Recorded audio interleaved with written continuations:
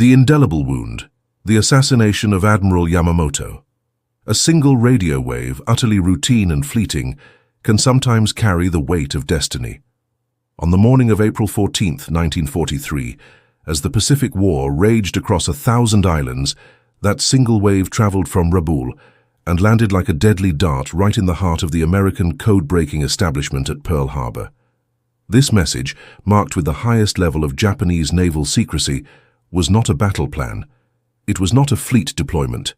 It was merely a flight itinerary, a simple, dry schedule detailing the inspection tour of the man who had authored the war itself, Admiral Isoroku Yamamoto. He was more than an admiral.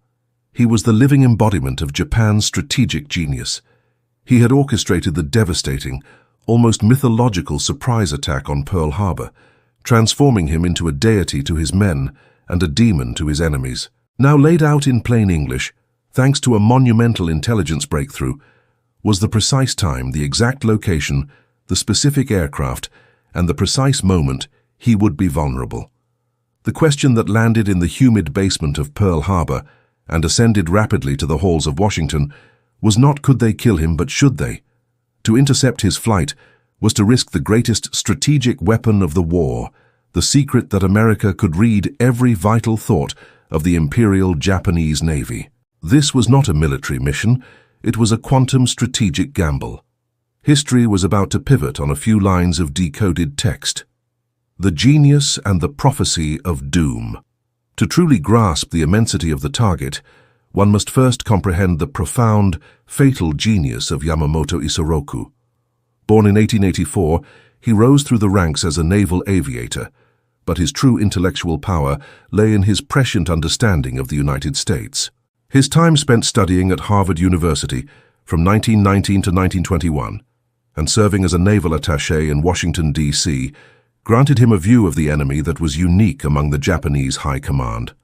He saw the relentless assembly lines, the deep wells of oil, and the sheer, almost limitless potential of the American industrial military complex. While many Japanese militarists spoke of spiritual superiority and swift victory, Yamamoto saw only an inexorable war of attrition that Japan could not possibly win. It was a truth he carried, a curse he could not shake. The historical accounts are explicit. Yamamoto was the most reluctant architect of the Pacific War. He famously warned Prime Minister Fumimaro Konoe, "I can run wild for 6 months or a year, but I have utterly no confidence in a second or third year of conflict." His strategy, therefore, was not conquest, but a high-stakes preemptive knockout punch, Pearl Harbor. He believed only a sudden, devastating strike, shattering the American Pacific Fleet and morale, could force Washington to the negotiating table before the full weight of the American industrial machine could be brought to bear. But by April 1943, that 6-month window of dominance had slammed shut. The strategic backbone of the Imperial Navy was broken at the Battle of Midway the previous June. American forces were now grinding forward through the Solomon Islands with terrifying, predictable momentum. Yamamoto knew with cold certainty that the prophecy of defeat he had uttered years earlier was coming true. He maintained a rigorous, almost desperate schedule, constantly touring forward bases to boost the morale of troops who now sensed the shifting winds of war.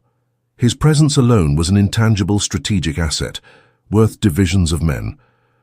When the Admiral appeared, war-weary soldiers felt the electric charge of fighting alongside a living legend. It was this absolute, irreplaceable value, this morale-boosting power, that now made him a singular point of vulnerability. This was why the Imperial High Command scheduled his inspection tour of forward bases in the South Pacific for mid-April. The unbreakable code, broken thousands of miles from the frontline gloom, the atmosphere beneath Building 1 at Pearl Harbor, was one of silent, profound tension. Here in the heavily guarded cryptanalysis unit, led by Commander Joseph Rochefort, American intelligence had achieved what the Japanese military considered impossible. They had systematically broken the Japanese Naval General Staff Code, JN-25. This accomplishment was the result of tens of thousands of hours of painstaking labor by mathematicians, linguists, and even chess masters recruited from universities across America. The process was incremental. Each fragment of decoded text provided the key to unlocking the next, slowly peeling back the layers of military secrecy. This breakthrough had already gifted the Americans the victory at Midway, allowing Admiral Nimitz to anticipate the Japanese battle plan. But the message intercepted on April 14th was different. It detailed Yamamoto's complete itinerary, the departure and arrival times, the number of Zero escorts, and the specific Mitsubishi G4M bomber, the Betty, he would be flying. The intelligence was so precise, so surgically complete, that it felt like an ambush waiting to happen. The decoded text landed on the desk of Lieutenant Commander Edwin Layton, Admiral Nimitz's intelligence officer. As he reviewed the details, his hand is said to have trembled slightly. He understood instantly the strategic magnitude. He was holding the life of the enemy's most brilliant mind, packaged neatly for destruction. He reached for the secure telephone connecting him to Nimitz's office, initiating the most agonizing debate of the war. The agony of the choice, man versus the cipher. The ethical and strategic debate that followed consumed the highest levels of the American government for nearly 48 hours, creating a crucible of strategic decision-making rarely seen in wartime. Admiral Chester Nimitz faced the most excruciating dilemma of his career: the life of the enemy is most prized commander against the life of the war is most precious asset. The strategic risk, losing the edge. If American fighters appeared at the precise location, at the precise moment, and successfully shot down Yamamoto, the Japanese would inevitably realize their codes had been compromised. They would change their encryption system overnight, and the unparalleled intelligence advantage that had been the bedrock of every recent American victory would vanish instantly. The Americans would return to flying blind, unable to anticipate Japanese ship movements or intentions. Intelligence officers argued vehemently for caution, urging that the intelligence stream flowing from JN-25 was too valuable to risk for a single operational target. Wars had been lost, they argued, for want of such foresight. The irreplaceable reward, removing the brain. The counter-argument was equally compelling. Yamamoto was strategically irreplaceable. He possessed a genius for naval aviation warfare that was unmatched in the Japanese military establishment, and his deep understanding of American industrial capacity meant he alone could craft a coherent long-term strategy. His death would create a leadership vacuum that might never be filled by anyone of comparable genius, forcing the Japanese into more conventional, predictable, and ultimately self-defeating strategies. More potent still was the psychological warfare perspective. Killing the architect of Pearl Harbor would deliver a devastating psychic wound to Japanese morale while simultaneously electrifying American forces. The debate quickly ascended to the highest authority, President Franklin Delano Roosevelt. The decision was seen not as a simple military strike, but as a strategic gamble that could alter the entire trajectory of the Pacific War. Was the death of one man worth risking the intelligence stream that had saved thousands of American lives and guaranteed the victory at Midway? The combat commanders, led by the aggressive Admiral William Bull Halsey, were adamant. Halsey, whose forces had suffered heavy casualties under Yamamoto's command, demanded retribution. He insisted that removing the enemy's brain from the chessboard was worth almost any price. Finally, on April 16th, the decision was rendered. The operation would proceed, but under one crucial strategic constraint. The mission had to be meticulously structured to appear as a miracle of luck, a chance encounter during a routine patrol. The Japanese must not suspect the source of the intelligence. Plausible deniability was paramount to preserving the code. Operation Vengeance, the crucible of navigation. The secret order flew to Guadalcanal, the site of the newly established forward operating base at Henderson Field. The mission was assigned to the Army Air Force's 339th Fighter Squadron, led by Major John Mitchell. His aircraft of choice was the P-38 Lightning, a distinctive twin fuselage fighter chosen not for its raw fighting ability, but for its exceptional, almost unbelievable range. The mission demanded pilots fly at the extreme limit of that range, a lengthy, circuitous, low-level route of 435 miles across the open ocean to arrive at a precise point above Bougainville Island at a precise, narrow window of time. There was literally no margin for error. In the sweltering heat of the briefing tent on April 17th, Mitchell stood before his hand-picked pilots, including Captain Thomas Lanphier Jr. and Lieutenant Rex Barber. He laid out the stark reality. They would be flying with every drop of fuel their aircraft could carry, relying on external drop tanks, notoriously unreliable devices that frequently failed to feed fuel properly or refused to jettison when empty. Either failure meant a lonely, desperate end in the vast Pacific. Mitchell then delivered the operational target.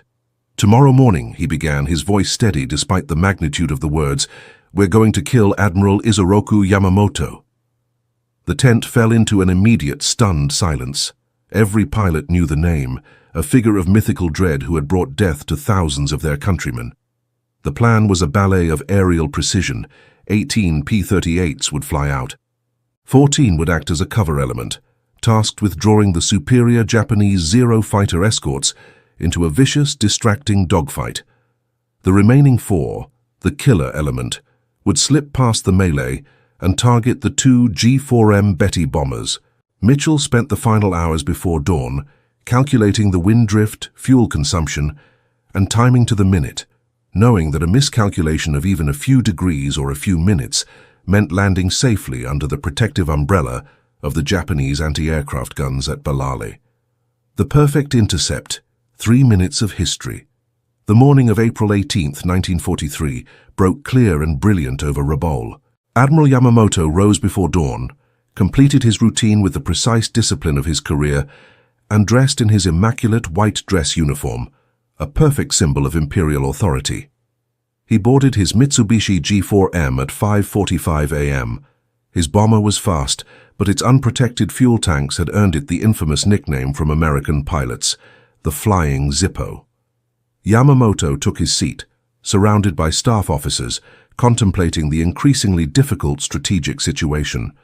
He was unaware that hundreds of miles to the south, the American P-38s had already launched from Henderson Field and were screaming north, barely 50 feet above the ocean's surface, to evade radar detection.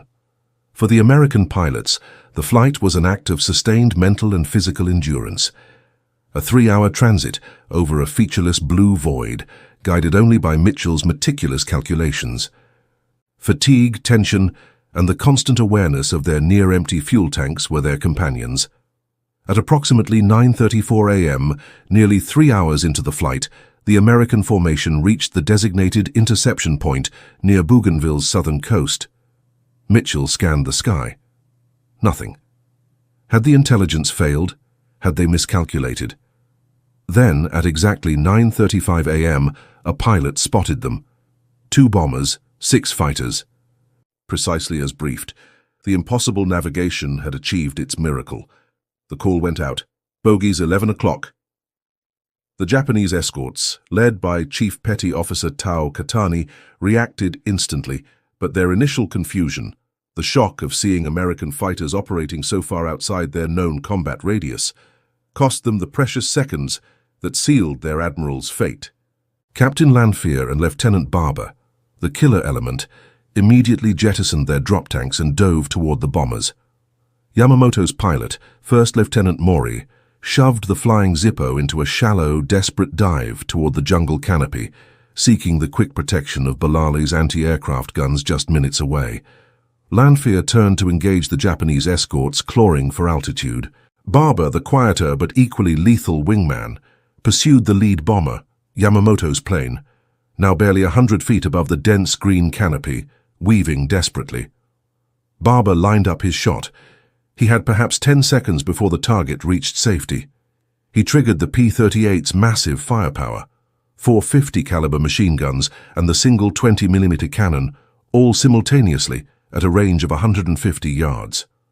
The tracer rounds walked across the bomber's right wing and tore into the fuselage. The stream of destruction, lasting perhaps 2 seconds, felt like an eternity. Inside the Flying Zippo, chaos erupted. The American cannon fire tore through the aircraft's thin skin, severing control cables and puncturing fuel lines. The right engine exploded in a sheet of flame, and the bomber began a sickening, irreversible roll. According to post-war Japanese accounts from surviving staff officers, Admiral Yamamoto remained seated, posture erect, his expression calm, even as the aircraft rolled inverted and smashed into the jungle at high speed, disintegrating on impact. Barber pulled up sharply, avoiding the canopy, then searched for the second bomber, while above him a desperate, furious dogfight raged. The engagement, from first sighting to crash, lasted a brutal 3 minutes. The aftermath: denial and the indelible wound by 9:40 a.m. The sky was silent, marked only by the smoke plumes rising from the jungle. Major Mitchell counted his returning aircraft, 17 P-38s, 1 lost to the 0 escorts. They had achieved the impossible, but they did not yet know for certain they had killed the target. Confirmation arrived hours later with the Japanese rescue forces. Lieutenant Hamasuna, the search party commander, found the wreckage of Yamamoto's G4M scattered across a 100-yard debris field. The admiral's body was discovered still strapped in his seat, thrown clear but instantly recognizable in his white uniform. The official report noted 2 fatal wounds from American gunfire, confirming he had been killed not by the crash, but by the aerial attack itself. News reached Imperial General Headquarters in Tokyo on April 19th. Admiral Osami Nagano immediately grasped the catastrophic implications. Japan had lost its irreplaceable strategic architect. The Japanese government faced a profound dilemma: how to announce the death without revealing the assassination. Admitting the American precision strike would require acknowledging a disastrous security breach. It would devastate public morale to know their greatest hero had been systematically hunted and executed based on red Japanese communications. The solution was strategic silence and deception. For nearly 5 weeks, Yamamoto's death was kept secret. His body was quietly cremated, and only on May 21, 1943, did the government announce that Yamamoto had died in combat while directing operations from the front lines, a warrior's honorable end. The truth of the intelligence-guided execution was carefully and permanently omitted. The fateful failure to change the codes. Back in Washington, the intelligence community held its collective breath through May 1943, monitoring Japanese communications for any indication that the code had been compromised. If the Japanese changed JN-25, the cost of Operation Vengeance would prove strategically unsupportable.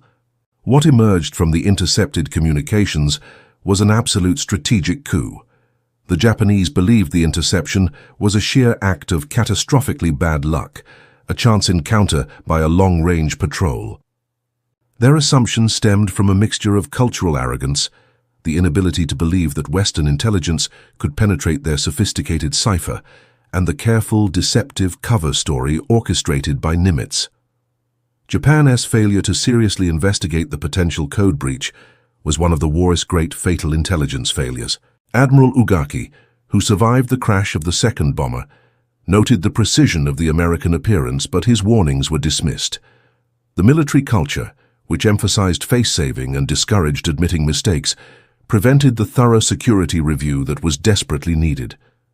The consequence was that the United States maintained its cryptographic advantage, relying heavily on signals intelligence for every major operation for the rest of the war. The bitter human footnote. While the strategic success was undeniable, a human controversy immediately erupted back at Henderson Field, clouding the triumph. Major Mitchell and his pilots were sworn to absolute secrecy, but Captain Thomas Lanphier Jr. struggled with the constraint. Young, ambitious, and convinced he had fired the fatal shots after engaging the Zeros, Lanphier lobbied fiercely for recognition, leading to a bitter, decades-long dispute with Lieutenant Rex Barber. Barber's after-action report, supported by the testimony of other pilots and eventually the historical record, insisted that Lanphier had turned to fight the Zeros, leaving Barber to pursue and destroy the lead bomber alone. The controversy became a painful human footnote, a reminder that even the most spectacular strategic victories often conclude with the ugly reality of human egos and conflicting perspectives. The strategic vacuum and the inexorable end. What mattered strategically was that the brain of the Imperial Navy was gone. Admiral Minichi Koga, Yamamoto's successor, was competent but cautious. Where Yamamoto had been innovative, Koga was orthodox and defensive. The psychological impact on Japanese forces was immediate. The systematic training programs Yamamoto had established were disrupted and allowed to decay under his successors, leading to poorly trained aviators being sent into combat against increasingly skilled American opponents. The strategic consequences rippled through the Pacific. Koga's defensive posture allowed American forces to advance relentlessly. Military historians at the U.S. Naval War College estimated that Yamamoto's death accelerated the American victory in the Pacific by an estimated 6 to 12 months. The code-breaking advantage, validated by the success of Operation Vengeance, continued to guide American submarines using decoded Japanese convoy schedules, strangling Japan's economy. Major naval engagements throughout 1944 were shaped by American foreknowledge of Japanese intentions, an advantage sealed by the failure of the Japanese to change the JN-25 code. The Battle of the Philippine Sea in June 1944, dubbed the Great Marianas Turkey Shoot, decimated what remained of Japanese naval aviation, exposing the full cost of the leadership vacuum created 14 months earlier. Yamamoto's death did not end the Pacific War, but his removal ensured that the Japanese side lacked the one leader who fully understood the depth of the enemy's power. The one man who might have prolonged the conflict or forced a negotiated peace before total destruction became inevitable. The story of Operation Vengeance remains a foundational case study for military academies worldwide, a precedent demonstrating the power of signals intelligence combined with long-range precision strike capability. It transformed the rules of war, demonstrating that leadership, no matter how brilliant, how protected, or how far from the front lines, had become vulnerable. The two bullets that struck Admiral Yamamoto on that clear April morning represented more than retribution. They were the physical manifestation of a prophetic truth he had always known. Against the relentless, industrialized might of the United States, Japan had no hope.